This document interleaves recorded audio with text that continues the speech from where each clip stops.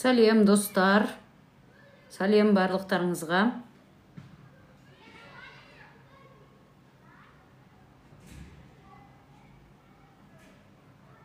Қазір кішкене күте тұрыңыздар, бастаймыз. Сенімділік туралы сөйлесетін боламыз. Сенімділік деген не? Сенімділікті қалай арттырамыз? Сол туралы сөйлесеміз. Кімге осы сұрақ маңызды? Яғни мен өзіме сенімді емеспін. Және қандай салаларда біз сіздерге бөгет жасайды? Сенімсіздік қандай салаларыңызда бөгет жасайды? Сол туралы айтып өтсеңіздер. Кім мені бірінші рет көріп тұр? Лайк басып отырыңыздар, достарыңызбен бөлісіп отырыңыздар. Подписка жасап кетіңіздер. Негізі сенімділікті қалай арттырамыз? Сразу бастай берейік, я? Негізі сенімділік ол бүткіл салада өте маңызды. Қарым-қатынаста да маңызды. Яғни отбасыңызбен қарым-қатынаста сенімсіз адамда өте көп конфликт болады, өте көп қызғаныш болады, өте көп түсініспеушілік болады. Сондықтан сенімділік отбасында адамның бір-біріне сенімді болуы бұл өте маңызды.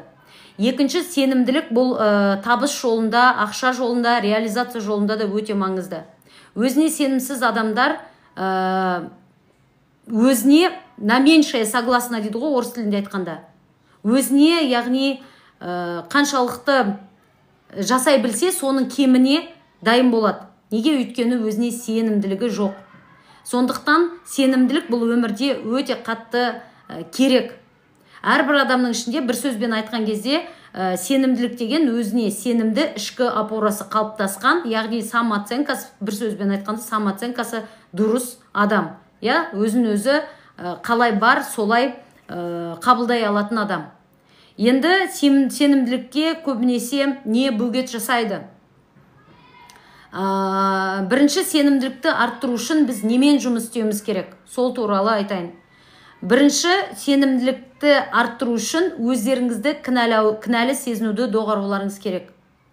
Байқасаңыздар, каждый адамның ішінде көп самооценкасы төмен, өзіне жаңағы ішкі опорасы жоқ адамдарда өте көп кінәлау сезімі және өте көп ұят сезімі бар. Яғни бір жағдай болды ма? Мысалы, бүгін маған терапияға бір әйел келді. Өзінің күйеуі измена жасап жүр екен да. И күйеуі бүйтіп айтады екен. Менің измена жасап жүруімнің себебі, өйткені сен маған суықсың. Осы жағдайдан кейін сіз өзіңізді қалай сезіндіңіз десем, айтады. Мен осыдан кейін, яғни өзімді жаман сезіндім, маған вообще өмір сүріп керек емес деген сенім келді. Яғни түбінде қарасаңыз, өзін өзі кінәлап тұр.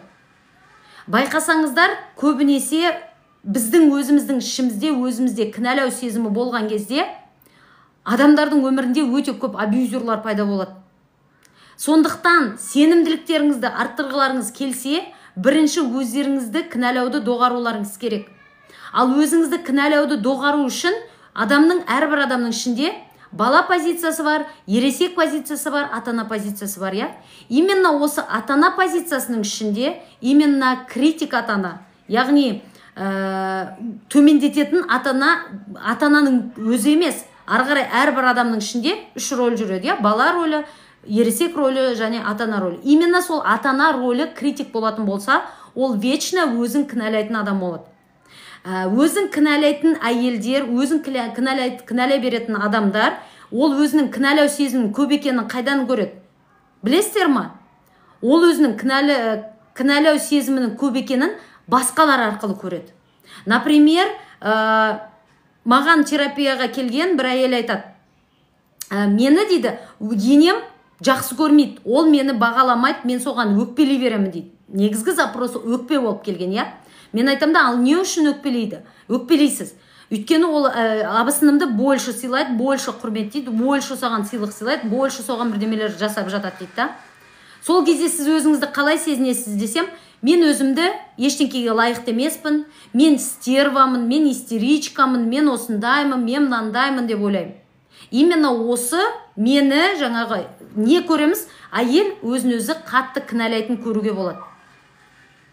Түсініп отырсыздар ма? Әйел өзін өзі қатты кінәлаған сайын оны басқа біреу арқылы көреміз. Біз бұны не дейміз? Бұны теневая сторона дейміз. Рахмет, үлкен лайк басып отырыңыздаршы, достарыңызбен бөлісіп, лайк басып отырсаңыздар, кім подписка жасаған жоқ, подписаться етіп кетіңіздер. То есть өздеріңізді қай жерде көп кінәлайсыздар? Например, бастығыңыз сізге айтты, бүгін жұмысқа кел деді. Сіз балаңыз ауырып жатыр, сіз шыға алмадыңыз, бірақ ішіңізде, вот, бастық айтты, мен шығуым керек еді, вот вечно ештеңеге үлгермеймін деген сияқты. Немесе үйде, например, бір апта жұмыс істедіңіздер, шаршадыңыздар, бір күн түске дейін ұйықтадыңыздар, суббота күні. Өзін кінәлайтын адам не істейді? Вот, жаңағы жаттым түске дейін, түйе құсап, ерте тұрып үйімді реттеуіме болады ғой, и так та өзімнің бір-ақ күн демалысым бар деген сияқты өзін өзі өте қатты кінәлайды. Сенімділікті арттыру үшін біз осы кінәлау сезімінен арылуымыз керек. Өзіңізді кінәлауды доғаруыңыз керек. Екінші, кінәлаумен бірге жүретін ол ұят. Енді қараңыздар, ұят пенен кінәлау сезімнің арасындағы айырмашылық неде? Ұят, кінәлау сезімді кешіріңіз, мен қате жіберіп қойдым деген ой болатын болса, ұят сезімі мен қателікпін. Яғни ұят сезімі ол мен и так туылғаннан мен проблемнайым, мен бракованайым, мен ненормальнайым, со мной что-то не так. Бұндай адамдар всегда басқа біреулермен жарысып жүреді. Бұндай адамдар басқа біреуген салыстырады, өзін всегда төмендетеді. Яғни мне за себя стыдно, мен не істесем де, мен какой-то не такой, мен туылғанымнан менде что-то не так деген болады. Егер балалық шақта, енді тиктокта ол сөзді айтуға бола ма, болмай ма, балалық шақта енді бір ағаларының тарапынан, әкесінің, өгей әкесінің тарапынан, мысалы әйелдерде зорлық көрген болатын болса, бұларда өте көп ұят сезімі бар. Я проблемная деген ой болады. Кейбіреуін жаңағы туразу оның өзі болмаса да сипалаған болса, анау болса, мынау болса деген сияқты, осының бәрінен ұят сезімі болады. Или кішкентай кезінде вечно жаңағы әкесі оған суық қараған болса, не істесе де вечно жақтыртпай тұратын болса, бұндай балаларда ұят сезімі өте көп болады. И еще эмоциональный качеляда көп көрген адамдарда ұят сезімі. Эмоциональный качеля деген не? Мысалы, вроде бы күліп нормально отырған әкесі кішкентай кезінде резко бір моментте суық қарайды, ары отыр бар, анжаққа бар, шешен жана бар деген сияқты сөздерді айтқаннан бала ішінде өте көп жаңағы ұят сезімін қабылдап қалады. Сенімділікті арттыру үшін біз осы ұят сезіммен, кінәлау сезімнен арылуымыз керек. Екінші, өзіңізге деген сенімділікті арттыру үшін, опораны қалыптастыру үшін басқа адамдардан тәуелділіктен шығу керек. Басқа адамдардан тәуелділіктен шығу керек. Басқа адамдардан тәуелді болуды доғару керек. Яғни бұл басқа адамнан тәуелді адамдар на самом деле түбінде жалғыздықтан қорқатын адамдар. Мен жалғыз қалудан қорқамын, мен керексіз болып қалудан қорқамын. Например, кейбір отношениялар, мысалы қыз бен жігіт болатын болса, қыз бен жігіт уже жүргісі келмейді. Мысалы, жігіті қол көтереді, или там изменять етеді, бір күн бар, бір күн жоқ. И ондай жігіттің жанында, на самом деле, ішкі дүниесінде онымен тұрғысы келмейді, онымен бірге өмір жаңағы кездескісі келмейді деп айтайықшы, тұрғысы емес, күйеу емес қой жігіті. И кездескісі келмейді, бірақ та өзі тәуелділігі бар, жалғыздықтан қорыққан үшін, мен ешкімге керек емес болып қалуым керек деген тәуелдік болған үшін, бұндай адамдар жаңағы отношенияны құрта алмайды деп айтамыз ба? Отношенияда бітіре алмайды отношенияны. Отношенияда жалғастыра береді. Хотя ол өзі қаламаса да, ол отношенияда жүре береді. Сондықтан бұл да сенімділіктің жоқтығы. Өзіне сенімді емес адамдар, олар басқалардан көп тәуелді болады. Басқалардың ойынан көп тәуелді болады. Басқалардың сөзінен көп тәуелді болады. Яғни басқалар мен үшін жауапкершілік алсыншы деген ой болады. Сондықтан сенімділікті, ішкі опораны қалыптастыру үшін, самооценканы дұрыстау үшін біз бірінші жаңа айттық қой. Өзіңізден кінәлау сезімінен және ұят сезімінен арылуыңыз керек. Екінші, тәуелділіктен шығу керек. Үшінші, сенімділікті дұрыстау үшін басқалардың бағалауынан арылуларыңыз керек. Көптері өзін қалай бағалайды? Басқалар арқылы. Егер мені бастығым молодец деп жатса, значит мен молодецпін. Егер подружкам мына көйлегің саған жарасып тұр деп айтатын болса, значит мен күштімін, мен нормальнымын. Егер маған күйеуім сен молодецсің, осылай жүр деп айтқан тілді алып жүрсең, сен күштісің деп айтатын болса, значит мен молодецпін. Яғни басқалардың бағалауы арқылы өзіңді бағалайтын болсаң, демек ішіңде сенімділік дұрыс емес, ішкі опора жоқ. Бұндай адамдар жаңағы автоматты түрде жұдырыққа бірдемкені алақанға алу үшін 5 жұдырық керек, сол сияқты кімде жаңағы басқалар арқылы өзін бағалайтын адамдар, оларда кінәлау сезімі де бар, оларда ұят сезімі де бар, оларда басқалардан тәуелділік те бар. Осылардың бәрі бір-біріне өте қатты связаны. Содан кейін сенімділікті арттыру үшін тағы да келесі керек. Ішкі опораны қалыптастыру үшін идеальностьтан отказ берулеріңіз керек. Идеально болу бұл адам болғаннан кейін біз идеально никогда бола алмаймыз. Я біздің жақсы жағымыз бар, я біздің минус жағымыз да бар, біздің плюс жағымыз да бар, Бірақ та көп адамдар всегда идеально болуға талпынады. Номер 1 болуға талпынады. Күшті бәрі керемет болуға талпынады. Например, бүгінгі күнде қарасаңыздар, көбісі әйелдер бір-бірімен жаңа айттық қой, ішінде ұят сезімі бар. Біріншіден оның глубинасында тұрған ұят сезімі бар. Ұят сезімі дегене, я какая-то не такая, мен бойымның кішкентай үшін ұялам, мен түрім үшін ұялам, мен бірдеме үшін әйтеуір ұяламын деген ой болады, Осыдан барады да, енді мен осыны дұрыстауым керек деп ойлайды. Мен идеальностьқа келуім керек дейді да, ол адам жанынан идеальныйды іздей бастайды. Содан кейін бір ерні томпақ, көзі домалақ, қасы қалың, бір әйелді көреді деп айтайық, бір қызды көреді, Вот, идеальность деген осы болу керек деген сияқты салыстырады өзін. Салыстырады да, енді не істей барады? Не істейді? Ол барады өзінің жаңағы неше түрлі салоннан шықпайтын болады. Тоқ қасын жасатады, бүткіл алған зарплатасын қасына, одан кейін ерніне, одан кейін көзіне, одан кейін грудина, одан кейін тағы бірдеңкеге, то есть түбінде тұрған уже ұят сезімі бар бұл адамның. Бірінші тұрған, сенімділік жоқ, ұят сезімі бар, мен какая-то не такайым деген ой бар, одан кейін соны дұрыстау үшін идеальностьқа талпынады. То есть жаңа айттым ғой, бәрі бір алақан, жұдырықтағы алақанға бірдемкені алу үшін бізге 5 саусақ керек, Сол сияқты бірінші ұят сезімі бар ол адамның, сенімсіз адамның, кінәлау сезімі бар, одан кейін идеальностьқа талпынады, идеально болуға тырысады. Кейбір еркектерді айтақ, еркектер тарапынан. Например, әкесі кезінде алқаш болған, мамасы жертва болған, үйде ауру, кедейлікте өмір сүрген, Бұл көтерілу жақсы, бірақ та кейбірі именно ұят сезімнен көтеріледі да. Бұны не дейміз? Комплекс неполноценности, нарциссизм бар бұндай адамдарда. Минустағы нарциссистар, И олар не істей бастайды? Өзін именно осы ұят сезімі, фундамент ұят сезімі болғаннан кейін, осыменен өзін көтеруге тырысады. Жұмыс істейді, күні-түні жұмыс істейді, әйел алады, әйелін үйге қойып қояды, вообще отношенияға қарамайды, түкке қарамайды. Жұмыс істеп, ақша табуды ғана ойлайды. Неге? Өйткені идеально болсам деп ойлайды. Барлығы мені мақтаса деп ойлайды, барлығы мені қолдаса деп ойлайды, барлығы менің молодец екенімді көрсе деп ойлайды. Өйткені ол балалық шақтан отбасы үшін ұят. Ұят сезімі, знаете, ұят сезімі деген ол өмірде өзің көбінесе өзіңнің өзгерте алмайтын жағдайың үшін ұяласың.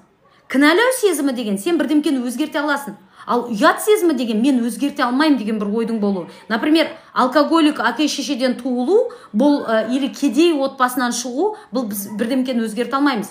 Или әкеміз жаңағы наркоман бірдемке болды, біз өзгерте алмаймыз. Или әкеміз жаңағы бірдемке нетіп түрмеге түссе, біз оны өзгерте алмаймыз, бірақ сол үшін нам стыдно. Или қыздарда менің бойым кішкентай болды, мне стыдно за это, Сондықтан осындай кезде стыд болған кезде біз всегда идеальность соны компенсация жасағымыз келеді. Әйелдер көбінесе түріне, внешностьна, бұл бір түрі. Екінші түрі, бұлар күйеуге шыққан кезде, бұндай әйелдер күйеуге шығады ғой, күйеуге шыққан кезде мен компенсировать ету үшін удобная болайын деп ойлайды. Мен удобная әйел болайын деп ойлайды. Сондықтан біреу идеальностьті түрін әртүрлі күшті әдемі ерінді одан сайын үлкейте беру, көзді үйте беру, мұрынды, грудты жасау болатын болса, кейбір әйелдер семьямда мен аузымды жауып отырайын, мен өзімнің ұялатын жаңағы может отбасы үшін, может жаңағы әкесі үшін, біреу үшін айттым ғой, ұят сезімі ол сен өзгерте алмайтын бірдемке үшін көбінесе ұяласың. И соны өзгерту үшін мен аузымды жауып отырайын. Соны менің отбасым, мына қазіргі құрған отбасым көрмесін деп удобно болайын дейді. Я идеальностьқа талпыну. То есть өзіне сенімді емес адамдар идеальностьқа талпынады. Ішкі опорасы жоқ адамдар идеальностьқа. И каждый по-разному осыны проявлять етеді. Біреулер жұмыста күні түні жаңағы жұмыс істейді, күні түні табыс табуға тырысады, бизнес құрады, бірақ та өзін тыңдамайды, ішінде сенімді емес, а сырттан жаңағы сенімділікке идеальный болуға тырысады. Өйткені ана ұят сезімін жабу керек. Мне стыдно за себя, бұрынғы шағым үшін, жағдайым үшін, сол үшін мен қазір осыны жасауым керек деген ой болады. Сондықтан сенімділікті арттыру үшін міндетті түрде ұят сезіммен жұмыс істеу өте важны, кінәлау сезіммен жұмыс істеу өте важны, өзіңіздің басқалардан тәуелділіктен арылу өте важны. Содан кейін өзіңіздің басқалар арқылы өзіңізді бағалауды доғару керек, кесу керек. Яғни біреудің айтқан сөзімен өзіңізді бағалауды доғару керек. Маған мынау молодец деп айтты, значит мен молодецпін. Мынау маған мысалы бойың кішкентай екен, я саған кішкене каблук киіп жүрмейсің бе, или бірдеңке деп бітті. Ана қыз өзінде сенімділігі жоқ қыз не істейді? Солменен өмір сүреді, солардың оценкасымен өмір сүреді. И солардың айтқанын жасауға тырысады. Или бір мысалы ұят сезімі бар қыз бір жігітпен жүрді, бірақ та ол өзін бунтарь сияқты көрсетеді, жаңағы ойын тез айтып тастайтын қыз болады. Ана жігіт не дейді? Сен какая-то истеричкасың, сен истервасың, бірдемесің десе, ана өзі ұялғаннан, ананың оценкасынан өзін өзгертуге тырысады. Өзін тыңдамайды, өзін басады, идеально болуға тырысады. Чтобы өзін жаңағы минустарының компенсация жасау үшін, я? Сондықтан не істейді? Өзіменен жұмыс істеу керек. Бұл өте қатты маңызды. Сенімділікте, я? Ары қарай идеальностьті айттық, я? Идеально болудан отказ берулеріңіз керек. Сұрақтарыңыз бар ма? Сіздерге түсінікті болып жатыр ма? Плюс қойып өтіңіздер, лайк басыңыздар, плюс қойыңыздар, кішкене кері байланыс берсеңіздер, түсінікті болып отыр ма? То есть, бүгінгі күнде мысалы айтасыздар, я, көп әйелдерден келетін сұрақ, неге мен удобныйым дейсіздер? Неге мен өзімнің ойымды айта алмаймын? Неге мен күйеуімнің, немесе енемнің айтқанынан шыға алмаймын? Неге басқалардың айтқанымен жүремін дейсіздер, я? Ол әйелдердің, ондай әйелдердің түбінде на самом деле өте көп ұят сезімі бар. Ол өзінің бір жерде, ол өзін бракованный сезінеді. Или ол өзінің отбасы үшін, или ол өзінің, білмеймін, какой-то бір тағдыр үшін, или бір диплом алмаған үшін, или білмеймін, жастық шақта бір қателік бірдеме үшін әйтеуір, но ұят сезімі именно өзіне байланысты емес бірдемелер үшін да. Вроде бы байланысты, бірақ оның қолындағы емес. А кінәлау сезімі, мен қателік жібердім, кешіріңдер мен деген сияқты. Кінәлау сезімі ұят сезімнен легче. Неге? Өйткені кінәлау сезімде сен бір әрекеттер арқылы өзіңнің қателігіңді шайып алуыңа болады. Ал ұят сезімінде мен осылай жаратылдым. Мне стыдно за себя деген сияқты ой болады. Именно осы мен глубинно жұмыс істеу керек. Глубинно. И осындай адамдар көбінесе тәуелдік, жаңағы айтқандай тәуелді болады басқалардан. Басқалардың бағасымен өмір сүреді. Айтады да, менің енем мен туралы үстіп айтты дейді да. Өзіне сенімді адам оған ренжімейді, я? Енең сен ыдысты дұрыс жуалмайды екенсің деген сөзді айтса, я мам, жуалмаймын, вообще мен дұрыс жуалмаймын, енді сондаймын мен деген сияқты айта салады. Үйренем, ренжімеңізші деген сияқты айта салады, келесі жолы дұрыс жууға тырысамын. Ал ішінде ұят сезімі бар адам, я, ол басқалардың оценкасымен өмір сүреді ғой. Ол идеальностьпен өмір сүреді ғой. Идеально болуға тырысады ғой. Сондықтан оған басқа біреудің айтқан сөзі қатты маңызды болады да. Именно осы қатты маңызды болғандықтан ол ананың сөзін көтере алмайды. Яғни маған осылай айтты, мен жауап бере алмай қалдым. Неге? Өйткені ол на самом деле өзінің ішінде өзіне осы сөздерді айтып тұр да. Ол өзінің ішінде стыдно за себя, мне стыдно за себя, мен какая-то не такаям деген ой болады. Сондықтан ұят сезіммен қатты жұмыс істеу керек. Егер сенімді болғыларыңыз келсе, сенімділікті арттырғыларыңыз келсе, ұят сезіммен қатты жұмыс істеу керек. Самооценканы дұрыстағыларыңыз келсе, ұят сезіммен жұмыс істеу керек. Ары қарай, сенімділікті арттыру үшін елге міндеттімін дегеннен арылу керек. Көбінесе бұндай адамдар всегда конфликттің ішінде жүреді. Неге? Өйткені ел маған міндетті, мен елге міндеттімін жүреді. Күйеу маған үйтпеді, ол маған бүйтпеді, немесе мен оған бүйтіп жасадым, ол маған жауап бермеді. всегда бір міндеттің ішінде жүреді. Сондықтан сенімділікті қалыптастырғыңыз келсе, міндетті, мен оған міндеттімін, ол маған міндетті дегенді доғаруларыңыз керек. Оның орнына өздеріңізді сыйластықпен жасап жатырмын. Потому что осылай жасағым кеп тұрғаннан жасап жатырмын. Жасағым келмесе жасамаймын деген сияқты өздеріңіздің ойларыңыз болу керек. А не то, что мен міндеттімін, мен жасауым керек деген сияқты емес. Түсінікті болып жатыр ма сіздерге? Ары қарай. Негізі өзіне сенімсіз адамдар қалай көрінеді? Өзіне сенімсіз адамдарда өте көп агрессия бар. Өте көп ашуланады. Ашу қалай көрінеді? Өкпемен де көрінеді. Ашу көре алмаушылықпен де көрінеді. Ашу жаңағы пассивная агрессия дейміз ғой, хейтер болу, баласынан шығару, сен маған внимание бердің деп күйеумен алысу. Сенімсіз адамдар өте көп ашуланады. Екінші, өзіне сенімсіз адамдар қандай? Олар жертва состояниесінде отырады. Олар көбінесе басқа біреуден көп күтеді. Ой, рахмет үлкен гүлдеріңізге. Үлкен рахмет. Өз жертва состояниесінде отырады. Маған беру керек, маған жасау керек, маған жылы сөйлеу керек. Потому что неге ондай? Потому что ішінде ол өзін-өзі уже унижать етіп тастаған, өзін-өзі төмендетіп тастаған, өзін-өзі бракованный көреді, өзін-өзі бәріне кінәлі көреді, мен лайықты емеспін деп көреді, сондықтан олар басқа біреуден вечно күтіп отырады да. Басқа біреу маған берсе екен, басқа біреу маған жасаса екен, басқа біреу маған істесе екен деген сияқты оймен өмір сүреді. Өзіне сенімсіз адамдар шешім қабылдай алмайды. Или жаңағы бір шешімді, мысалы маған клиенттер болады кейбір кезде, мен мына жерде таргет жасаймын ғой мен. Бір адам маған как минимум 10 рет жазады. 10 рет. Каждый раз терапияңыз қанша тұрады, терапияңызда не туралы айтасыз, курсыңыз қанша тұрады, мынауыңыз қанша тұрады деген сияқты сөздерді көп айтады. Неге? Өйткені ол шешім қабылдай алмайды. Өзіне сенімсіз адам, яғни сенімді емес қой, мен не істесем де, я справлюсь ертең. Получится, не получится, окей деген позицияда емес, оған гарантия керек та. Өзіне сенімсіз адамдар өте көп үрейлі. Мысалы айтасыздар, ұйықтай алмаймын, көп уайымдаймын, күйеуім үшін уайымдаймын, балам үшін уайымдаймын, бизнес бастағым келеді, жасай аламын ба деп уайымдаймын деген сияқты көп уайымның ішінде, үрейдің ішінде жүресіздер, Неге? Өйткені гарантия іздейсіздер. Өйткені жаңа шешім қабылдай алмайсыздар ғой, іштеріңізде опора жоқ, өзіңізге сенімсізсіз. Сондықтан өте қатты уайымдайсыздар. Өте қатты тревогада. Маған гарантия беріңдер. Бұндай адамдардың ішкі дүниесі, ішкі голасы, дауысы, маған біреу гарантия берсе екен. Маған біреу гарантия берсе екен, маған біреу айтса екен, точно мен осыны жасасам, или осыны жаңағы бастасам, точно болады екеніне біреу гарантия берсе екен деп отырады. И именно осындай адамдар жаңағы айтқандай агрессияға не үшін түседі? Потому что әрекетке көшуден қорыққаннан өзін баса береді. Содан сен қаншалықты өзіңді бассаң да, сенің қалауың шықты ма? Негізі агрессия деген мықты энергия ғой, мысалы.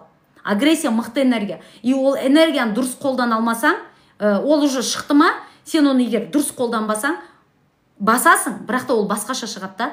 Хейтер болатындар, жөні жоқ біреулерге тиісіп отыратындар, вечно күйеуімен алысып отыратындар, немесе жаңағы білмеймін, біреудің көйлегімен, киімімен, өмірімен, тағдырмен алысып отыратындар, бұның бәрі агрессия. Негізі агрессияларыңыз бар болатын болса, өздеріңізді осындай, мен агрессивный деп өзіңізге сұрақ қойып көріңізші, мен агрессивныймын ба депші. Егер агрессияңыз шынымен бар болатын болса, онда мынаны түсініңіз, значит сізде өте көп амбиция бар, өте көп энергия бар. Сіз егер дұрыс руслоға жіберсеңіз сол энергияңызды, күшті табыстарға жетуіңізге болады, күшті жетістікке жетуіңізге болады. Қандай жағынан болсын, мысалы, әйелдер болады, толық, сиырдай болып семіріп кеткен әйелдер болады, бірақ агрессивная. Егер олар өзінің осы агрессиясын дұрыс қолданатын болса, егер жаңағы спортқа баратын болса, ол дисциплина басында қиын болады ол әйелдерге. Бірақ та олар бастағаннан кейін, оларда амбиция көп болғаннан кейін, олар ары қарай алып кетуі шансы көбірек та. Неге? Өйткені ана агрессия энергиясы өте өзгершін, өте мықты энергия да. Бірақ та дұрыс қолдана алмайды. Неге? Өйткені жаңа айттық қой, өзіне сенімсіз, мен бірдемке жасай алам дегенге көзі жетпейді олардың. көз жетпейді. Олар өздерінің ішінде глубинная установка бар. Мен ештеңкеге лайықты емеспін дейді. И байқасаңыздар, осындай, просто өздеріңізге тест жасаңыздаршы. Ойыңызда, мен лайықты емеспін, мен жетістікке жете алмаймын, менің қолымнан ештеңке келмейді, мен жақсы жігіт таба алмаймын, мен әдемі емеспін, мен білмеймін, жаңағы өздеріңіздің ойларыңыз бар ғой, именно сол ойларыңыз бүгінгі күнде реализовать етіп тұр. То есть сіздердің бүгінгі күндеріңіз тура сондай. Мен лайықты емеспін дейсіздер ма? Дұрыс табыс таба алмайсыз, кредитіңіз көп. Мен жақсы жігітке лайықты емеспін дейсіздер ма? Альфонс, абьюзер, білмеймін, жаңағы бір бар болып, бір жоқ болатын жігітпен кездесесіздер. Потому что ойыңызда мен лайықты емеспін деген ой бар.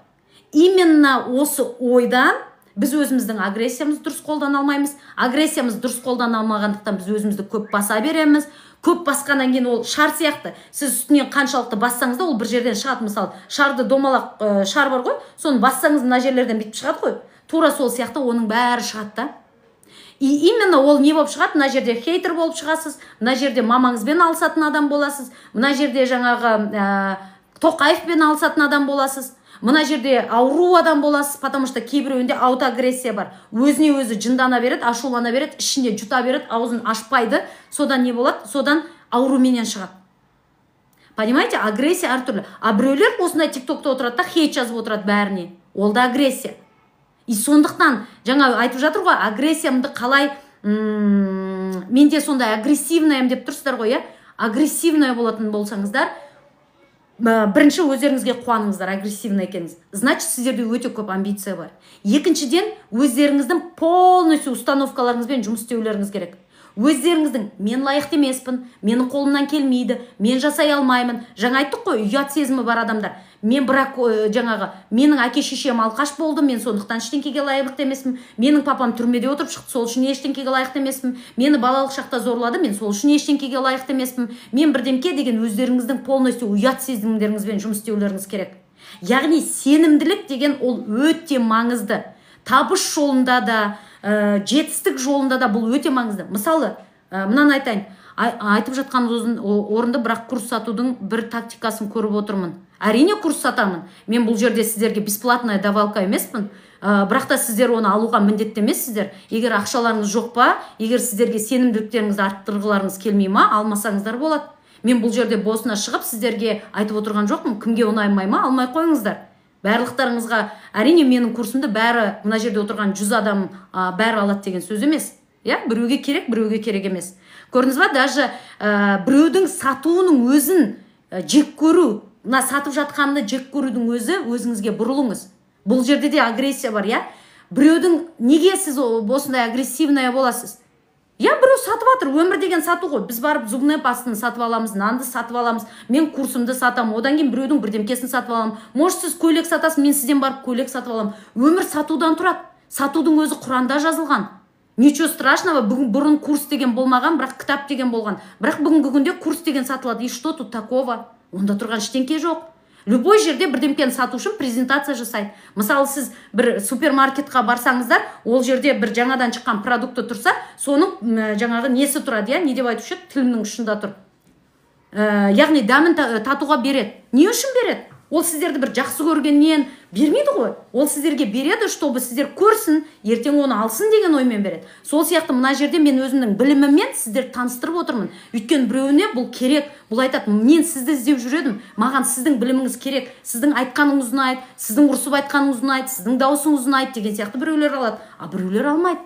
Сондықтан сатуды жек көрсеңіздер, өздеріңізге бұрылыңыздар. Демек, сіздер өздеріңіз сатамайсыздар. Неге сатамайсыздар? Потому что ұят сезімі өте көп та. Ұят сезімі өте көп. Егер сатудан ұялатын болсаңыздар, мен сіздерге айтам, табыс жолында провал өте көп болады. Табыс жолында өте көп болады. Неге? Өйткені барлықтарыңыз бухгалтер сатпай отыратын, бәріңіз бухгалтер боламайсыздар, Бір жерде продажник боласыздар, бір жерде осылай тиктокта сату керек боласыздар. Бір жерде сіз өзіңіз бір жерге барған кезде, даже сіз жігітпенен жүрген кезде, сіз өзіңіз сатуыңыз керек. Өзіңізді айтуыңыз керек, сіз өзіңізді көрсетуіңіз керек. А оған сіз ұялып тұрсаңыз, онда, онда провал көбірек. Сондықтан, мен бұл жерде сатамын. Бұл жерде сатамын. Сізде агрессия жоқ, өзіңізді басқара аласыз, сонда ешкімге ренжімейсіз бе? Жоқ, неге ренжімеймін? Ренжимін. Агрессия бәрімізде бар. Любой адамда агрессия бар. Агрессия болу жаман да емес. Онда тұрған ештеңке жоқ. Просто агрессияны дұрыс қолдануды үйрену керек. Мысалы, мен, например, бір подружкама, менің подружкам деп айтайын, я, или мен бір жігітпен жүріп жүрмін деп айтайын, я. Жігітім, например, бір күн появляется, бір күн не появляется, бір күн звондайды, бір күн звондамайды, бір күн бар, бір күн жоқ. Я? И мен не істеймін ондайды? Мен барып, ты вообще идиот, сен маған звондамай жүрсің, оңбағансың, вообще неге звондамайсың, бірдемке демеймін, я? Демеймін. Оның орнына не істеймін? Осы агрессиямды басқаша ауыстырамын. Басқа жолға ауыстырамын. Мен не істеймін? Мен ішімде ол жігітсіз өмір сүре алмаймын деген сияқты бір ой тұр, я, тәуелдік болып қалды. Мен барамда сол агрессиямды лучше ақша тауып психологқа барайын деп ойлаймын. Или барамда спортпен шығарайын деп ойлаймын. Уақытымды басқаша қолданайын деп ойлаймын. То есть агрессия болу жаман емес, бірақ агрессияны дұрыс қолданып үйренулеріңіз керек. А көбісі не істейді? Менің күйеуім ақша таппайды, менің күйеуім үйтпейді, менің енем маған сөйтпейді. Енесіменен мысалы алысып отыратын әйелдер, агрессиясын енесіне шығарып отыратын әйелдер, я? На самом деле ол агрессия, өте мықты агрессия, оны не істеу керек? Енеммен бағалаушы мен не істеуме болады? Енесі біледі ғой қандай адамды. Мысалы, ол енесі оны жақсы көрмеу мүмкін. Но зато ана жақта басқа бір келінін жақсы көру мүмкін да. Қандай келінін? Дубайға барған кезде күшті бір шыт алып кеп берген, шелковый. И білмеймін, жаңа күшті бір сумка алып кеп берген Турциядан. Енешка, мен сізге қолыңызға 20 000 теңге деген келін жақсы көру мүмкін. Енді мен не істеймін? Агрессиямды. Мен енем мені жақсы көрмейді деп енемен жынданған орнына мен айтам. Мен де қазір көрсетем оған. Мен де қазір күшті ақша табам. Мен де енеме қазір күшті гүл алып берем. Мен де қазір күшті шыт алып кеп берем. Мен де осыған осын жасаймын. Или кейбір айтады, мені мамам бағаламайды, мені сыйламайды деген сияқты, я? Барыңызда жасаңыз соны. Барыңызда бағалау үшін жасаңыз. Агрессияңызды мамаңызға шығарған орнына бағалау үшін не істейді? Мамаң нені бағалайды? Мамаң апарыңызда гүл алып кеп беріңіз. Мамаңызға барыңызда сол үшін ақша табыңыз. Мамаңызға барыңызда жаңағы Турцияға путевка беріңіз. Осыдан кейін жақсы көрмей көрсін сізді мамаңыз. Ну, конечно, есть мама-психопаттар, которые не істесең де жақсы көрмейтін. Ондай енді болады. Но көп аналарға сен оған жасаш, мамочка, сен жаным, қызым деп бүткіл жерде сені мақтайтын болады. Сондықтан агрессияны дұрыс қолдана білу керек. Агрессияны спортпен шығардық дейік, жігітке деген реніш бәрібір іште қалмайды ма? Агрессияны спортпен шығардық дейік, жігітке деген реніш бәрібір іште қалмай ма? Ол сізге сезіледі. Іште қалады ма? Барыңызда, значит, басқаша шығарыңыз. Значит, сіз агрессияны шығарып тұрған жоқсыз. Сіз қазір просто өзіңізге ыңғайлы, пайдалы жолды тауып жатсыз. Значит, психологқа барыңыз. Жігітке деген ренжісіңіз бар болса, барыңызда ренжуді, жаңа қалай ренжімеуді үйреніңіз психологқа барып. Нифига себе, мен саған ренжіп, каждый фокусымды саған беріп отырмын деген сияқты өзіңізге ашуланыңыз и барыңызда психологпен жұмыс істеңіз. Обязательно только спортпен ба, сіздерге осы, неге осындайсыздар? Бір сөзді айтса, соған жабысып қаласыздар бүйтіп ше. Анандай логикаларыңыз қосып бүйтіп, шире көруді білмейсіздер, ат сияқты бүйтіп қана көресіздер. Осы сөзді айттым мына жерде, демек осылай болу керек. Кішкене өмір деген уже 21-ші ғасыр, кішкене ойланып, мына кісі осының астында не айтып жатыр екен, оны басқаша қалай қолдануға болады екен деп ойлануға болмай ма? Обязательно бірдемке айттың, соған жабысу керек. Логиканы қосыңыздар. Анандай, мынандай тік қана көруді бүйтіп стакан алып кел десе, стаканмен су алып кел десе, жаңағы баратта сол стакан жоқ болса, су жоқ деп қайтып келетіндер бар. Кружка бар екен, су жоқ, жаңағы стакан жоқ екен деп. Сондай болмаңыздаршы, пожалуйста. Логикаларыңыз қосыңыздаршы кішкене. Түсінікті болып жатыр ма? Сондықтан қысқаша айтайын, сенімділікті арттыру үшін өзіңіздің ішкі опорыңыз бұл өте маңызды. Қарым-қатынас құрғыңыз келген кезде өте маңызды. Проявляция еткіңіз келген кезде сенімділік бұл өте маңызды. Табыс тапқыңыз келді, лайктарыңызға үлкен рахмет. Табыс тапқыңыз келген кезде бұл өте маңызды, я? Енді осы сенімділікті арттыру үшін қысқаша жаңағы не? Ұят сезіммен, глубинный ұят сезіммен жұмыс істейміз. Кінәлау сезіммен жұмыс істейміз. Өзіміздің агрессиямызды дұрыс салаға қолдануды үйренеміз. Мен ашулымын дейсіздер ма? Міндетті түрде өзіңізге келтірген мысалға қарай айттым. Вот именно өзіңізге, сіз маған ғана келген. А сіз логикаңызды қосыңыз да өзіңіздің өміріңізде қолданып көріңіз. Менің мысалыммен емес. Басқаша қолданып көріңіз айтқан сөзді. Глубинаға барыңыз, бет жағымен фишечник болмаңыз. фишка. Осы сөзді айтты, значит осылай. Терапияға келеді кейбір адамдар. Не айтасың? Мен қалай айтсам болады? Жігітім мені жақсы көру үшін не айтсам болады? Ақша табу үшін не істесем болады? Фишечник болмай глубинаға барыңыздар. Понимаете? Сол кезде ғана кішкене дұрыс жол табатын боласыздар. А сіздер фишкамен өмір сүретін болсаңыздар, маған мынаны айтып жүріңізші, мынаны маған айтып жүріңізші, үстіп айттыңыз ғой, осылай ма сонда, мынандай болғанда мынандай ма деп бетімен ғана қалқып жүрмей. Понимаете? Самооценкам дұрыстау үшін не істесем болады деп, как будто 2 минутта қазір мен айта салсам, самооценкаңыз дұрысталып кететін сияқты. Мысалы, дұрысталмайды ғой, оған глубинаға бару керек, ол үшін терапия өту керек, ол үшін өздеріңізге жаңағы терапиялық бір курстар алу керек. Так, енді өзіңді басқалардан оценкасымен өмір сүруді доғару керек. Алла жар болсын, ондай адамнан аулақ болған дұрыс қой. Аха. Түсіндіңіздер ғой, я? Енді. Так. Сенімділік кімде жоқ? Ал сатуды ұнатпайтындар, сатқанды жек көретіндер, маған ештеңке сатпаңыз, мен тегінді ғана көргім келеді, мен тегіммен ғана өмір сүргім келеді дейтіндер. Сразу айтам, менің шапка профилімде Инстаграм бар. Инстаграмның ішіне өтсеңіз, сол жерде YouTube каналымды да табасыздар, Телеграм каналымды да табасыздар, соның ішіне кірсеңіздер болады. Тегін. Бірақ та ол тегіннен мен сіздерге айта алмаймын, прям қатты трансформация болады деп. Өйткені ол жерде де осындай бет шағы айтылады сіздерге. То есть сіздерге өзіңіздің қай жерде проблемаларыңыз бар, соны көрсетемін бүйтіп фонарикпен. Бірақ та онымен қалай, мысалы, мен сізге айттым, я, ұят сезіммен жұмыс істеу керек сенімділік үшін. Кінәлау сезіммен жұмыс істеу керек деп айттым. Өзіңіздің тәуелділіктен шығу керек деп айттым, я. Осыларды айтып жатырмын. Осылардың бәрімен қалай жұмыс істейтіндеріңізді білесіздер ме? Ол жерде де осындай сабақтар, глубинасын білгілеріңіз келсе, ары қарай мен сіздерге қазір сатам курсымды. И курсқа келгілері келетіндер, пожалуйста, келіп, ары қарай жалғастырса болады. Кімде самооценкамен осындай проблема бар? Өзіне сенімсіз. Жаңағы айтып жатқандай, мына сұраққа пока плюс қойып кетіңіздер, кімге өзімен жұмыс істегісі келеді?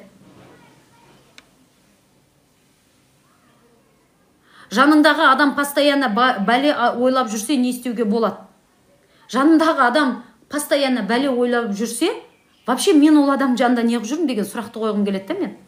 Мен не істеп жүрмін ол адамның? Значит, маған да выгода бар ғой, мен де жертва болып, вот, сен вечно бәле ойлайсың, деп жертва болып отқан маған ұнайды ғой. То есть мен неғып жүрмін? Жаныңды, вот, знаете, жертва адамдардың, инфантил адамдардың бір қызық жері бар да, олар өзін өзгерткісі келмейді, зато айналасындағы адамдарды өзгерткісі келеді да. Егер жаныңда ондай адам жүр, саған ондай адаммен ыңғайсыз, ондай адаммен жүрме. В чем проблема? В чем проблема? Жоқ, обязательно біреуді өзгерту керек, я, біреуді өзгертіп, терапияңыз қанша уақыт, терапиям 5 терапия 100 000 теңге. Так, енді қараңыздар, кім өзінің сенімділігімен жұмыс істегісі келеді? Мен сіздерге өзімнің марафон квестімді айтқым келіп тұр. Марафон квестінің ішінде 38 сабақ бар. 38 сабақ бар. Оның ішінде бірінші Эльмира ханым, рахмет үлкен. Қалыңыз қалай? 38 сабақ бар ішінде. Бірінші установкалармен полностью, мысалы, біреу айтады, менің ішім пустата, менің ішімде үрей бар, менің ішімде қорқыныш бар, не істесем болады дейді. Сыртқы дүниесіне қарасаң, ол өзін өзі проявлять етпейді, ол өзінің ойын айта алмайды, ол өзінің қалауын жасай алмайды. Я, и потом айтады, мен неге үрейлене беремін, маған неге аллергия шыға береді, мен неге мына жерімде даусым қырылдап тұрады, күнде кішкене ұрысқасам болды, даусым қырылдап қалды. Неге? Өйткені өте көп үрей бар, қорқыныш бар, өзіңізді подавлять ете бересіз, агрессияңызды подавлять ете бересіз. Именно марафонда біз агрессиямен жұмыс істейміз, үреймен жұмыс істейміз. Мен жасай алмаймын, менің қолымнан келмейді, мен лайықты емеспін, мен осындаймын. Жаңағы ұят сезімінің астында неше түрлі установкалар бар ғой. Соларменен қалай жұмыс істеу керек екенін айтамын. Өзіңіздің мақсатыңызға жету үшін не істеу керек? Мына установкада нені ауыстыру керек? Каждыйыңыздың өзіңіздің мақсатыңызға жету үшін жолы бар да, техника бар. Именно сол техниканы берем да. Бүгінгі күнде кредиттің ішінде отырсыз, күйеусіз отырсыз, или там бір проблемада отырсыз, или айтасыз да, мысалы алдында маған терапияға, менің осы марафон квестімді алған әйел айтады, мен дейді, күйеуім мені рұқсат бермейді, маған ештеңке жасауға рұқсат бермейді, сонда менде қандай қазіргі жағдайым осындай дейді да, түбінде не жатыр деген сияқты сұрақ қояды да. И оның түбінде мен өзім үшін шешім қабылдай алмаймын, маған басқалар шешім қабылдау керек деген сияқты установка бар, иә. И каждайыңызда бүгінгі нәтижеңіз ұнамай жатса, оның астында сіздің бір установкаңыз бар. Сізді осы нәтижеге алып келіп тұрған бір установка, убежденияларыңыз бар. Сол установка, убежденияларыңыз тапқан кезде сіздер өзгертесіздер. Не то, что просто карта желаний. Мысалы, карта желаний жасап жатырмын. Неге өзгермейді дейсіздер, иә? Карта желания мына жерде санамен да. Ал установка, убеждение ол түп санада жатыр. Сіз қаншалықты хочу, квартиру хочу, машину хочу, анау хочу, мынау хочу. Это классно. Бірақ түбінде мен оған лайықты емеспін, или там мен оны жасай алмаймын, оны алсам мен аварияға түсіп өлемін. Білмеймін, каждыйыңызда бірдемкелер бар, иә? И оны жарайды таптыңыздар. Оны қалай өзгертетіңізді білмесеңіз, таптыңыз, и что? Таптыңыз, что сіз, оказывается, машина алғыңыз келмейді, потому что авария болудан қорқасыз, квартира алғыңыз келмейді, потому что жанып кетуден қорқасыз, әртүрлі жағдай, иә? Или оны ертең өкімет албаса деп қорқасыз деген сияқты, иә? Осының бәріменен жақсы, шүкір, как сами, очень благодарна вам. Сейчас осознаю, что курс, который я прошла. Вот, пожалуйста, рахмет үлкен, Эльмира ханым вовремя отзыв жазып. Спасибо большое и за цветы, и за отзыв. Алла разы болсын.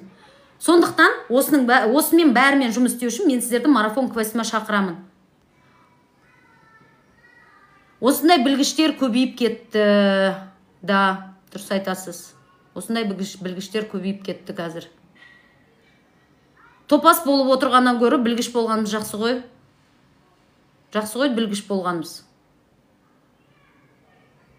Эфирға шығып до конца пошла с негативщик, наоборот, на место поставила и с ними ща хорош. Сондықтан, рахмет үлкен, рахмет, Эльмира ханым. Енді кім алғысы келеді? Марафон квесттің бағасы 20 000 теңге. Бағасы 20 000 теңге. 2 айға доступ беріледі. Қазір 2 ай жасап қойдым, бұрын 1 ай болған, қазір 2 ай доступ беріледі. Ред бар, рассрочка бар, сол бағаға аласыздар 20 000 теңгеге. Ішінде 38 сабақ бар. Кім қазір сатып аламын дейді? Плюс еще мен сіздерге 40 аудио сабақты сыйлыққа беремін. Күйеуім измена жасайды, пожалуйста, марафон квестқа келіңіз. Бұл жерде сіз күйеуіңіздің изменасын тоқтата алмауыңыз мүмкін, бірақ өзіңізбен жұмыс істейсіз. Как раз сыйлыққа сізге еще біздің жақында болған қарым-қатынастағы мен деген именно измена, түсінбеймін, внимание жоқ деген марафонды да сыйлыққа берем. Сондықтан, пожалуйста, марафон квестқа келіңіздер, бағасы 20 000 теңге. Не істейміз қазір? Или мына жерде оң жақта сары, мына жерде номер жазатын жер тұр. Мына жерде төмен жақта қараңыздар, сол жақта, сіздерде сол жақта бола ма, сол жақтарыңызда соған номерларыңыз жазып кетіңіздер. Дорогие зрители, примите участие в этом марафоне, это хорошее исцеление болды мен үшін, аямаңыздар. Рахмет үлкен Эльмира ханым, үлкен рахмет. Вот, Эльмира ханым, как раз уақытында келдің, спасибо за отзыв, благодарна вам. Вот, мысалы Эльмира ханым жаңағы тоже келді, сепарация болмады мамасымен, да, сепарациямен жұмыс істедік. Ну, әрбіреуде әртүрлі проблема. Түбінде жатқан өздеріңіздің установка, убежденияларыңыз, өздеріңізбен полностью жұмыс істеулеріңіз керек.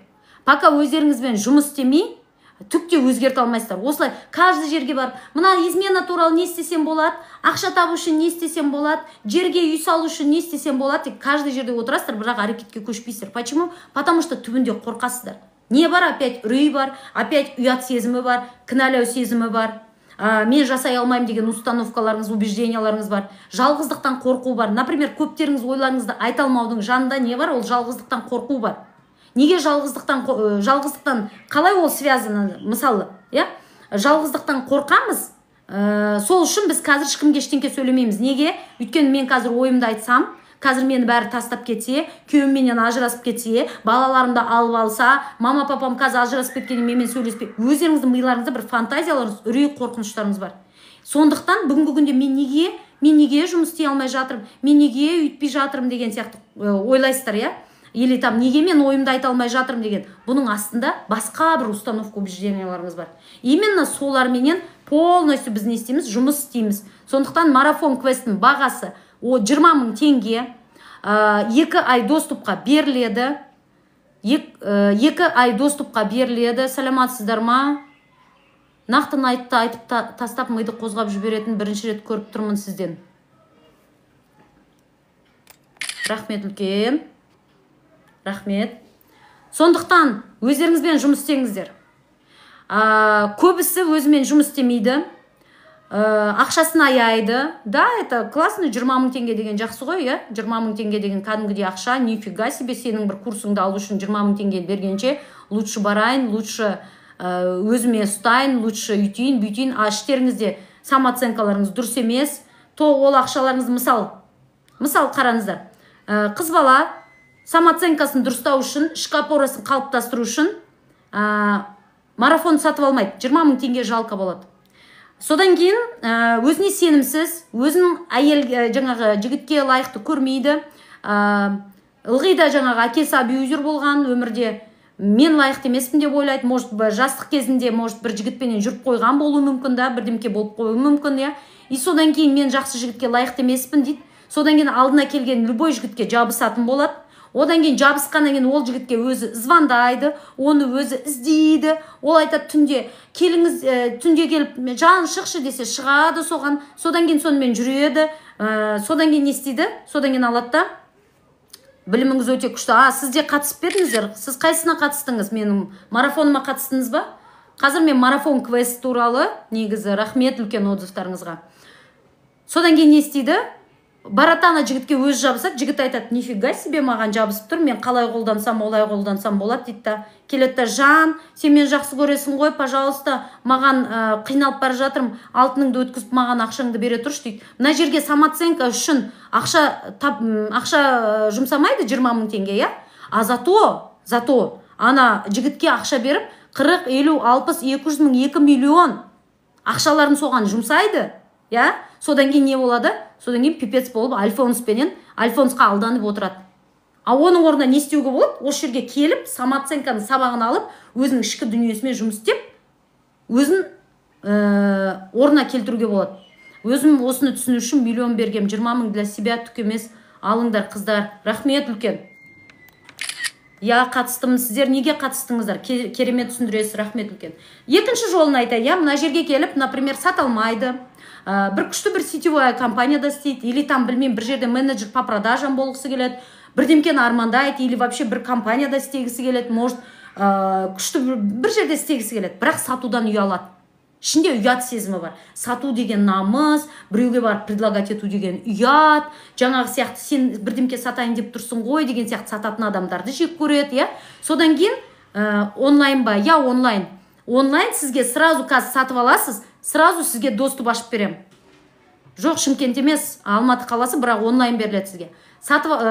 Сатудан ұялады, содан кейін не істейді? Ақшасы бар ана жақта, бір 100 000, 200 000 тұрған ақшасы бар, әйтеуір.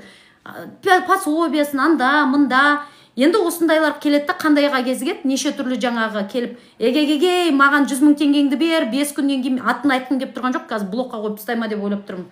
Банға сол үшін айтпай тұрмын. Егегегей, маған кел, 3 күннен кейін саған үстіне 100 000 теңге қосып беремін деген сияқты бір рекламаларды көреді.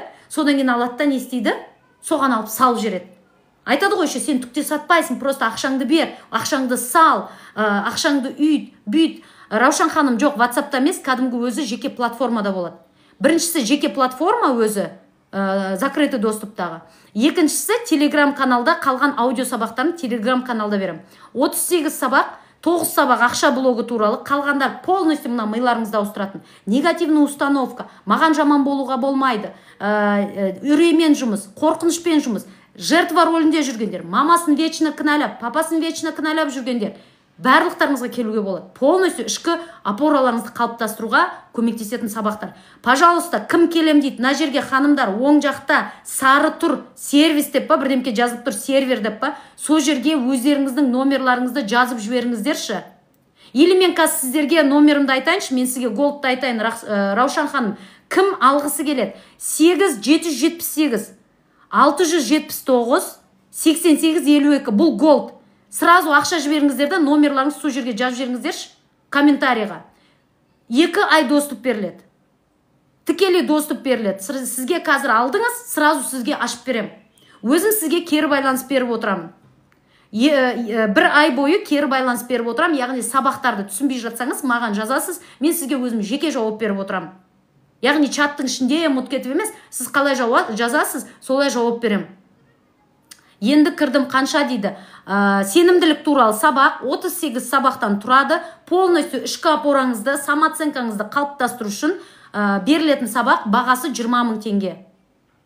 Бағасы 20 000 теңге, 2 айға доступ беріледі. Жабық платформада берілетін сабақтар. Кім алам дейді? Или мына сервер деген жерге номеріңізді қалдырыңыздар. Ханымдар только алатындар қалдырыңыздар. Мен сіздерге қазір WhatsApp-қа жазып, жауап бермей отырмаңыздар. Жауап бермей отырмай, кім алғысы келеді, солар жазыңыздар. Или сразу мен сізге мына жерде номерімді айтайын, 778 Каспий Голд бұл. Каспий Голд. 778 679 88 52. 20 000 теңге жібересіздер. И сразу номеріңізді астына жазыңыз, WhatsApp номеріңіз. Мен сізге сразу Каспийдан көремді, шығам. Асел Р деп шығады. Асел ханым сабақтарын алыңыздар. Рахмет үлкен. ННН, сіз қандай сабақтарды алдыңыз? Осы марафонды алдыңыз ба? Или қарым қатынастағы мен деген сабақты алдыңыз ба? Или қандайды алдыңыз? Или бұрынғы тәуелділік туралы сабақты алдыңыз ба? Телеграмның сабақтарын көр. Кім алғысы келеді? Кім номерін қалдырды? Қалдырдым деп жазыңыздаршы. Егер кім рассрочкаға қарым қатынастағы мен, я? Қарым қатынастағы мен, я, точно. Көрдіңіз ғой, я, менде ылғи терапевтический сабақтар, анандай бір түбіменен айтылатын сабақтар. Жігітіңізге үйтіңіз, көйлек киіп алыңыз, көйлек киіңізді алдына барып бүйтіп майысып әдеміленіп жүріңіз деген сабақтар айтпаймын мен. Мен айтсам, глубинан айтам. Не бар түбінде? Не бар? Неге маған жігітім внимание бермейді? Неге мен жігітім маған звондамайды деп қайғырып отырасыздар? Түбінде чувство брошенности, чувство ненужности, сонымен қалай жұмыс істеу керек? Сол туралы бәрі айтылып түсіндіріледі. Кім алам дейді? Сразу маған номерларыңызды сервер деп тұр мына оң жағында. Сарымен жазылып тұр. Сол жерге номерлар бассаңыздар, сообщение жеке келетінге маған WhatsApp-тарыңызды жазып жіберіңіздер. Или сразу Голд. Раушан ханым, сіз негізі жібердіңіз ба ақша маған? Жібердіңіз ба? Мына жерде номеріңізға жазайын ба, или сіздің? Маған Каспийма қазір жібере салсаңыз? Номер жібердім. Ага, хорошо. Кімде ақшамен проблема бар? Кімде қарым-қатынаспен проблема бар? Кімде өзін сөйлей алмайды, өз ойын айта алмайды, неге айта алмайым деп ойлайды, я? Біреу айтады ғой, подружка, қорықпасаш, мен де қорықпайым ғой, қорықпай айта салсаш дейді. Олай не работает. Потому что сіздің подружкаңыздың, екеуіңіздің установкаларыңыз екі түрлі. Сіздер екі түрлі контекстта өскенсіздер. Екі түрлі установкаларыңыз бар. Сондықтан оның айтқан советі сізге не работает. Сізге не істеу керек? Өзіңізбен жұмыс істеу керек. Өзіңізбен полностью жұмыс істеу керек. Жіберем кешке WhatsApp-та сұрақ жауап болса, я, подсказка. Түсінбедім, Раушан ханым. Сізге, WhatsApp-ыңызға жазам ғой. Ага, сенімділік аз. Ага, мотиватор Қызылорда. Қазір сіздерге хабарласам. Раушан ханым, сіздің WhatsApp-ыңыз получается, мен сізге жазамын. Сенімділік мотиватор номерімді қалдырдым дедіңіз, я? Сізге де қазір хабарласам. Точно аласыздар, бағасы 20 000 теңге. Дұрыс қой, я? Сіздерге точно шығам, егер алатын болсаңыздар. Сондықтан біреудің айтқан советі бізге жұмыс істемейді. Мысалы, сіздер бір семинарға бардыңыздар, я? Семинарға бардыңыздар, сіздерге айтады, қорықпаңдар. Мен де сендер сияқты қорыққамын. Бірақ қараңдар, қандай миллиондар тауып жатырмын. Ана жақта жүріп жатырмын, мына жақта жүріп жатырмын деген сияқты сөзді айтады. Это не работает. Почему? Потому что сіздер екі түрлі адамсыздар. Сіздерде екі түрлі установка бар. Сіздер екі түрлі әкеден, екі түрлі шешеден, екі түрлі вообще жағдайдан сіздердің ортаңыз вообще мүлдем басқа. Я ұқсауы мүмкін, но сіздің вообще мүлдем басқа травмада өскенсіз, ол басқа да болуы мүмкін. Именно сіздер жаңағы самооценка туралы сабақта өздеріңізге түсінесіздер. Осыларды түсінесіздер, я? Почему мотивация не работает? Өздеріңіздің үрей, кейбіреу айтады, қорқа берем, үрейлене берем, түбінен түсінеді неге үрей. Потому что біз өзіміздің денедегі үрейден, мысалы көптеріңізде паническая атака бар, я? Паническая атака спокойно кетеді. Егер өздеріңізбен глубинно жұмыс істесеңіздер, спокойно кетеді. Именно телодағы үрейді қалай шығару керек, сонымен жұмыс істейміз. Именно ойдағы үреймен қалай жұмыс істеу керек, сол туралы айтамыз. Қалай болашақты контроль жасамау керек екенін айтатын боламыз. Мысалы, кейбіреуі күйеуін қатты контроль жасағысы келеді, немесе спасатель ролінде көп жүретіндер бар, я? Араларыңызда ондайлар да көп. Біреуді спасать етіп жүргенді жақсы көреді. Неге? Өйткені Құдай позиция, яғни мен оны спасать етем, ол маған рахмет айтсын. Мысалы, бүгінгі терапияға келген ханым сияқты, мен енем үшін бәрін жасап жатырмын, а ол маған мүлдем жаңағы ештеңке рахмет айтпайды деген сияқты. Бұл не? Бұл жаңағы восхищение алғысы келіп тұр. Потому что астында травма бар. Астында мен керексізбін, мен лайықты емеспін деген ой бар. Именно осыларды қалай проработка жасау керек екенін сабақта түсінесіздер. Жарайды, қазір мен сіздерге бәрін айтып отырмын, бірақ та қалай жасау керек екенін ары қарай түсінбейсіздер. А ол сабақта сразу түсінесіңдер. Потом 9 сабақ ақша психологиясы жайлы. Сіздер ана сабақтарды любой ақша жайлы, мен ол жерде сіздер оны алғаннан кейін миллион табасыздар, миллиард табасыздар деп айтпаймын. Біреулеріңізге 100 мың ақша, біреулеріңізге 500 мың ақша. Я, біреулеріңізге 1 миллион ақша. Бірақ та установкаларын түбінде тұрған. Қай установка сізді жібермей тұр, сол сабақтарды оқыған кезде түсінесіздер. Түсінікті ғой? Тағы да кім алады, номерларыңызды қалдырыңыздар. Вау, ақша сол керек. Мотиватор деп жазылып тұр екен, сөйтіп айтайын сізді. Мотиватор, қараңыз. Ақша жоқ болудың астында өте көп ұят сезімі бар. 5 терапия 100 мың теңге. Жеке проработка 5 терапия 100 мың теңге. Бір терапияны алсаңыздар да болады, 5 терапияны алсаңыздар да болады. Бірақ 5 терапияны 100 мыңға сатып алғандарға мен жаңағы марафон сабақты сыйлыққа берем. Бір терапияны алсаңыздар да болады 20 мың теңге. Алматы қаласы болса, оны офлайн кездессек болады, 1,5 сағат. Егер басқа қалалардан болсаңыздар, онлайнда кездессек болады. Сапасы бұзылмайды. Ешқандай да бұзылмайды. Бірақ та егер пока жеке терапия ала алмасаңыздар, просто марафонды алыңыздар. Ол марафонның атының өзі өз-өзіңе терапия. Сіздер ана сабақтарды өткен кезде өздеріңіздің глубина, өздеріңіздің түбін табасыздар. Потом сіздерге психологқа келмей өзі түсініп отырсыздар. Так, мен күйеуімнің телефонын контроль жасап отырмын. Неге осылай болып жатыр? Или там, так, мен қазір ақша таба алмай жатырмын. Мысалы, Айгүл ханым айтып жатыр, ақшамен проблема, я? Неге?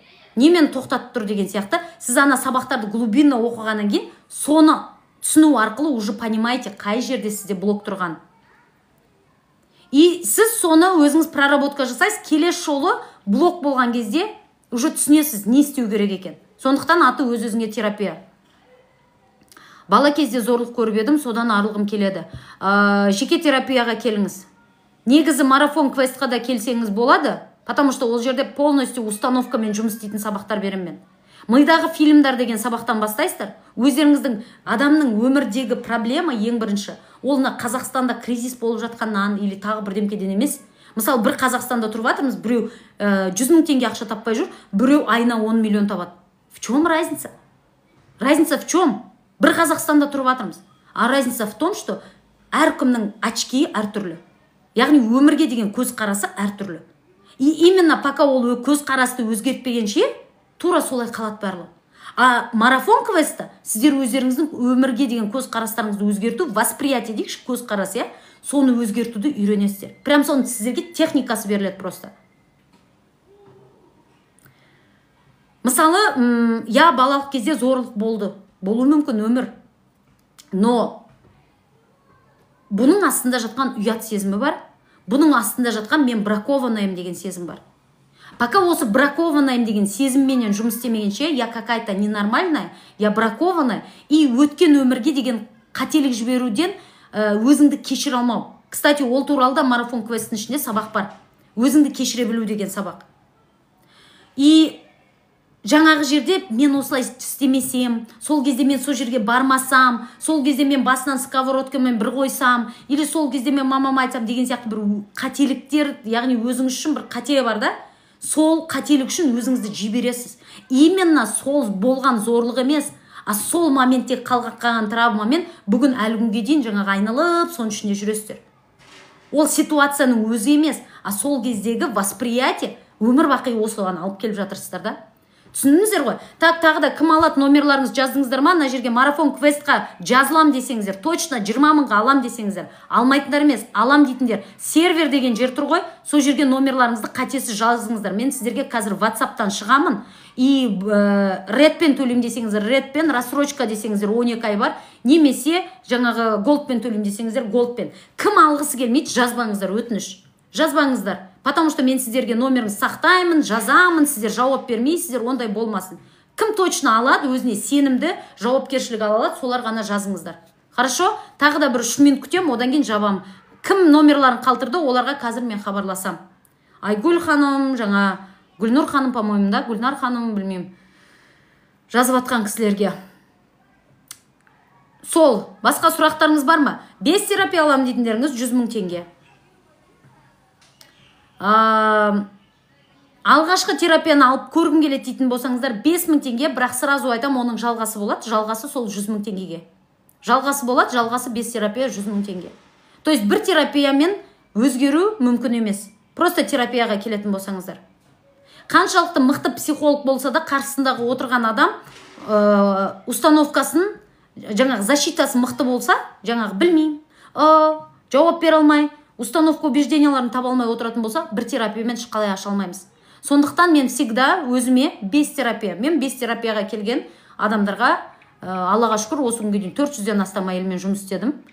Сондықтан осы 4 жылда, сондықтан опытым бойынша 5 терапиямен жақсы өзгеруге болады. Жақсы өзгерістер алуға болады. Плюс еще сразу сыйлыққа марафон квесті беремін. 100 мың теңгеге сразу алатындар. Оны да редпен, оны да рассрочкамен алуларыңызға болады. Кім алам дейді, тоже сервер деген жерге номерларыңызды қалдырып кетіңіздер. Кім марафон квест алам дейді, бағасы 20 мың теңге, пожалуйста, номерларыңызды қалдырыңыздар. Немесе қазір мына жерге қалдырамай өтсаңыздар, білесіздер ғой, ешқайсыларыңыз осы тиктокты білмейтіндей емессіздер, білесіздер. Менің профиліме кіресіздер, жекеме жазасыздар, номерларыңызды қалдырасыздар, сіздің марафон квестіңізді алайын деп едім деп жазасыздар, мен сіздерге өзім кері байланыс берем. Хорошо?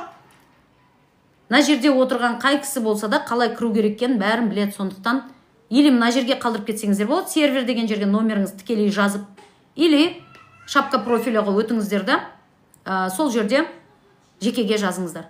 Все, давайте, барлықтарыңызға сәттілік, күндеріңіз жақсы өтсін. Сау болыңыздар.